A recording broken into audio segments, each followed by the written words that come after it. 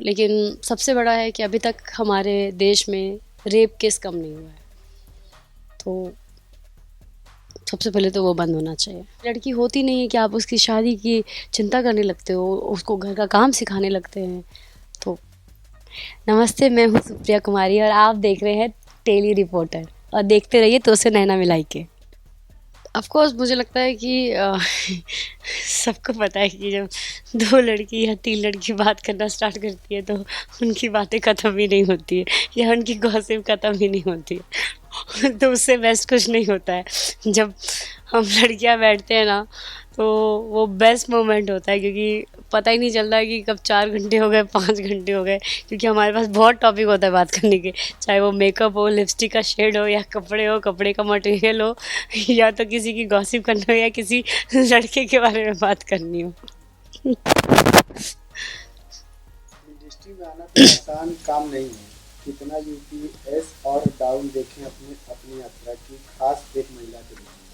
हाँ, ये तो है, इंडस्ट्री में आना इतना आसान नहीं है, बहुत मुश्किल होता है, क्योंकि अभी भी जैसे हमारा भारत बहुत आगे बढ़ गया, लेकिन कहीं न कहीं जो लड़कियों के मामले में है, अभी भी जो माँ-बाप हैं बहुत सोचते हैं कि अकेली लड़की को कैसे भेजें, इतनी दूर कैसे भेजें। मैं खुद रांची झारखंड से हूँ, तो बिल्कुल मेरे माँ-बाप जी ने भी बहुत सोचा।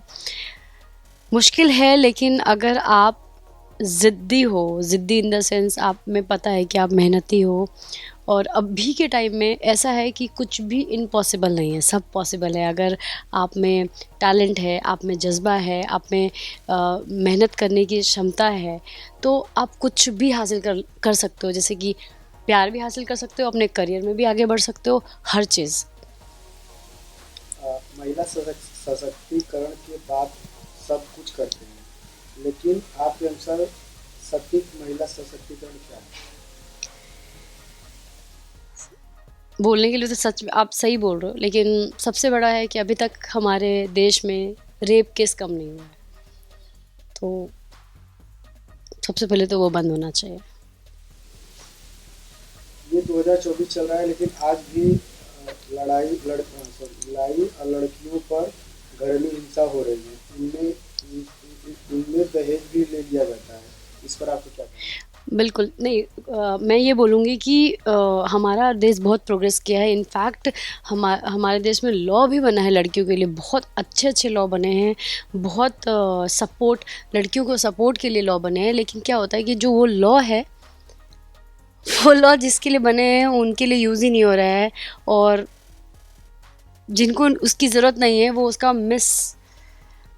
आप समझ सकते हो, मिसयूज़ कर रहे हैं उस चीज़ को, उस लॉ के रूप में।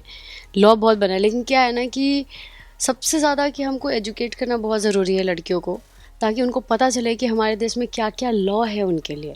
जब तक आप पढ़ाओगे नहीं, जब तक आप शिक्षा दोगे नहीं, उनको कैसे पता चलेगा कि उनके हित में बहुत सारे लॉ बने हुए हैं। तो जब वो पढ़ेंगी तभी उनको पता चलेगा कि या हाँ, हमारे सरकार ने तो हमारे लिए इतने लॉज़ रखे हैं, तो हमारे पे कोई हाथ उठाए, हमको कोई टॉर्चर करे, तो हम उस लॉ के थ्रू हम कंप्लेन कर सकते हैं, हम उसके लिए लड़ सकते हैं। लेकिन सबसे पहले आप लड़की को पढ़ाओगे नहीं, लड़की होती नहीं है कि आप उसकी शादी की चिंता करने लगते हो, उसको घर का काम सिखाने लगते हैं, तो क्या कर सकते हैं उसके लिए? आपकी ज़िंदगी में आपकी माँ या बहन इनका कितना महत्वपूर्ण रोल निभा रही हैं आपको यहाँ तक लाने के लिए? बहुत ज़्यादा, मतलब जितना मेरे माँ, मेरी दीदी ने किया है, शायद उतना ही मेरे भैया और मेरे बाबूजी ने भी किया है। तो मैं ये नहीं बोलूँगी कि मेरे घर में मेल सपोर्ट कम है या फीमेल सपोर्ट ज़्यादा, ऐसा नहीं है। मैं बहुत ब्लेस्ड फ़ील करती हूँ कि मेरे घर में थोड़ा इस टाइप का माहौल नहीं है, क्योंकि बचपन से मैंने कथक डांस सीखा है।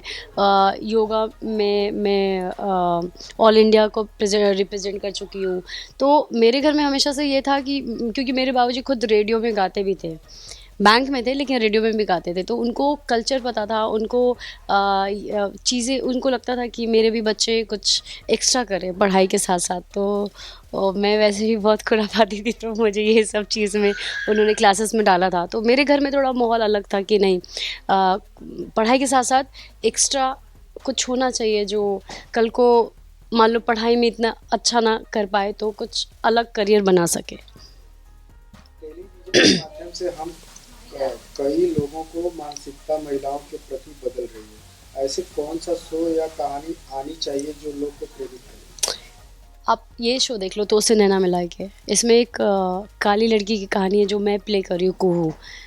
तो कुहू जो है ये वुमेन एम्पावरमेंट को ही रिप्रेजेंट कर रही है, अगर देखा जाए तो, कि अगर आप काले हो उससे कोई फ़र्क नहीं पड़ता, अगर आप कॉन्फिडेंट हो या आप में वो मेहनत करने का जज्बा है, तो आपको ऐसा लगता है कि आप हर चीज़ हासिल कर सकते हो और हर हर प्रॉब्लम को सॉल्व कर सकते हो। तो मैं तो अपना ही एग्जांपल दूंगी, कुहू का ही एग्जांपल दूंगी कि एक कुहू बिल्कुल भी जो वुमेन एम्पावरमेंट है उसको रिप्रेजेंट करती है। और मुझे ऐसा लगता है सोसाइटी थोड़ी चेंज भी हुई है, एक्सेप्टेबल, मतलब पहले था कि काली लड़कों को एक्सेप्ट नहीं किया जाता था, अभी बहुत सारी चीज़ें चेंज हुई है। लोग वो रंग पे इतना नहीं जाते, कहीं कहीं अभी भी जाते हैं, बिल्कुल जाते हैं, जो बंद होना चाहिए। लेकिन बहुत जगह ऐसा है कि लोग थोड़े ये सब चीज़ को इतना मैटर नहीं करते। अगर किसी में टैलेंट है या लगता है कि नहीं यार दिल से अच्छी है, तो उसको इतना मैटर नहीं करता।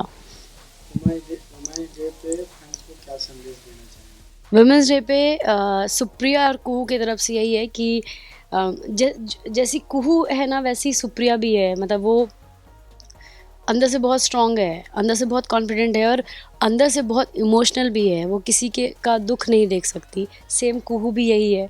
तो मैं फैंस को यही बोलना चाह रही हूँ कि आप हमारा शो को इतना पसंद करते हैं तो उसे नैना मिला के, तो जिस तरह से कुहू स्ट्रांग है, कॉन्फिडेंट है, कॉन्फिडेंट हर जगह नहीं है, कहीं ना कहीं वो थोड़ा डरती भी है, लेकिन उसको पता है कि ऊपर वाला भोले बाबा उसके साथ है। तो बिल्कुल आपके साथ भी भगवान है, आपके साथ भी भोले बाबा है, आपके साथ भी माँ दुर्गा है।